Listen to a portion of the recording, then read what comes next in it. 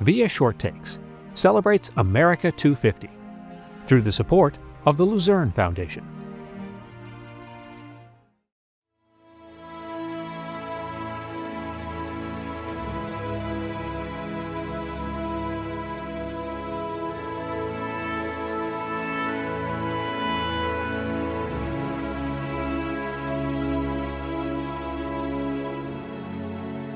In my case, I think that one of the great advantages I had was that after a short period of time in combat, there was no question the fact that I was not going to live through the tour.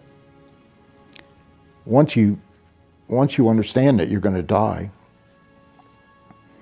you have a tremendous advantage over the other guys because you never have to think about it again.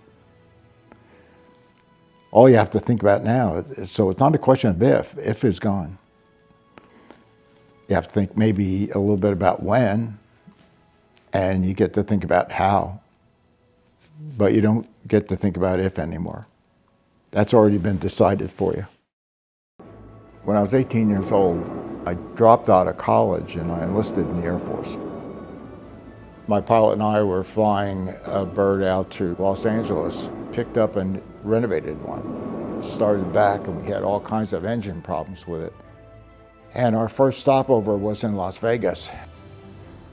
Approaching Las Vegas, the engine failed and we ended up dead sticking it into Nellis Air Force Base.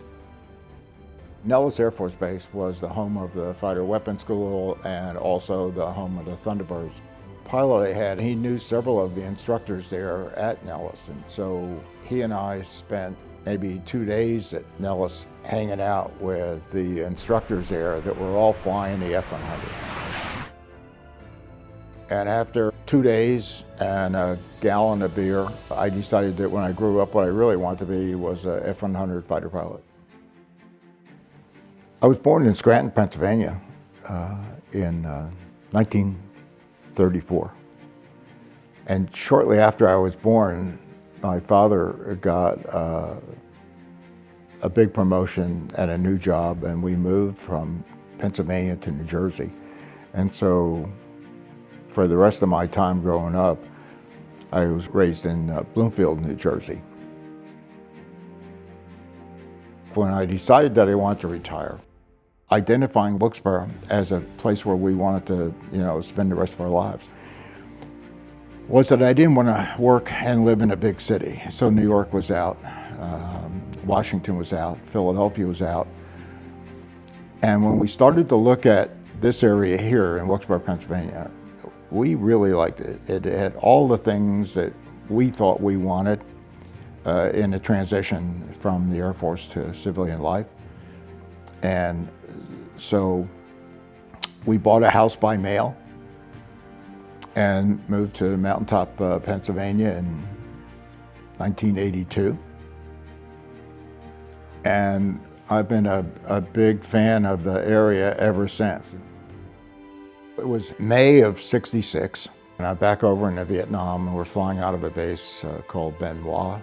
And it was during this particular tour that I flew what I think was my most important mission. And at that base, we kept 2 aircraft at the end of the runway. 24 hours a day, we maintained an alert.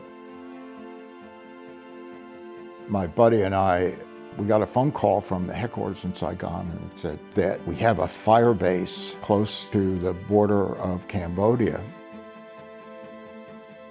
This particular fire base had a couple hundred American soldiers at the base, and it was under attack by about 1,500 North Vietnamese troops. And they needed some help from the air, or else it was going to be overrun, and if it was overrun, then it was going to be a massacre and all the American troops would have been killed. They asked us if we would take off, go over there, help out as best we could.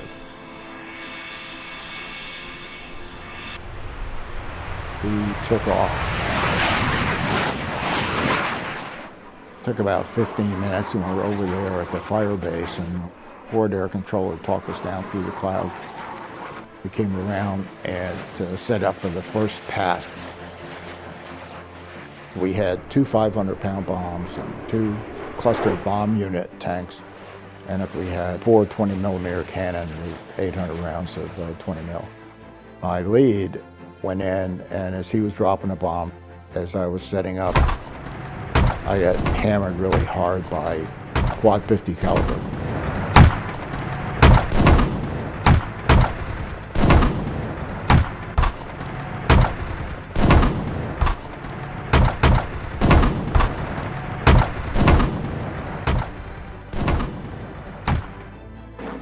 So before he could drop, I pulled up above the cloud and to see whether I could continue to fly the airplane.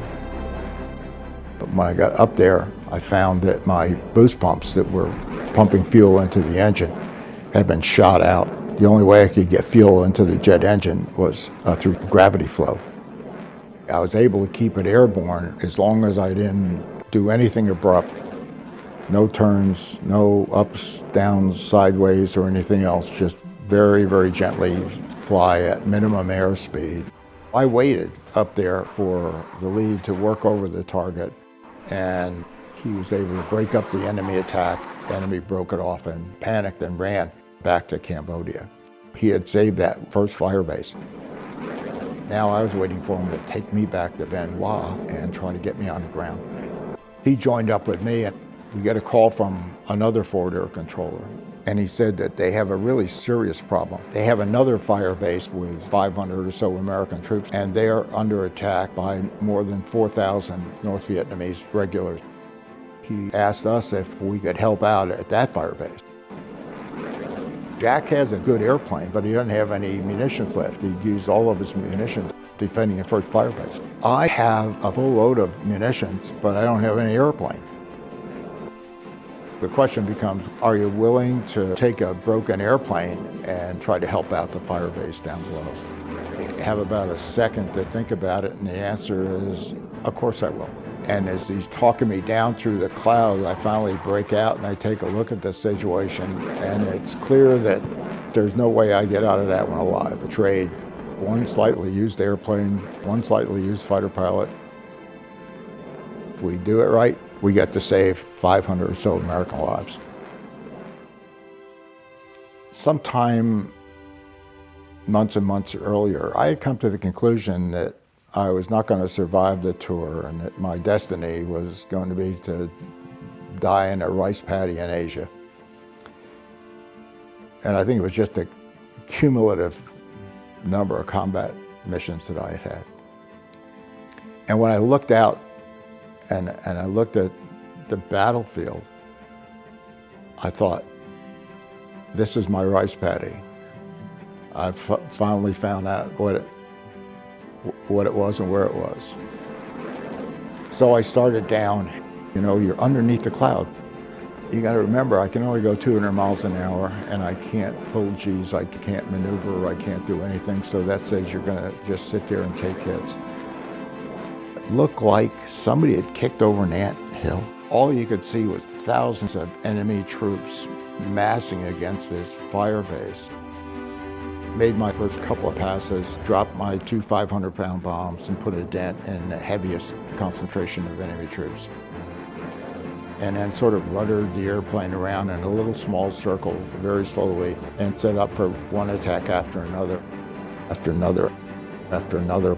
And for whatever reason, the enemy forces, thousands of them, just panicked and broke off the attack and headed back for the Cambodian border as fast as they could run. What they didn't know was that I was all out of ammunition at that time, but I didn't think that they knew that. So I decided that I would make a couple of very, very low, slow passes over the top of them to encourage them to run faster. We finally got back to Bien Hoa. Landed, I rolled out and into the barrier at the end of the runway.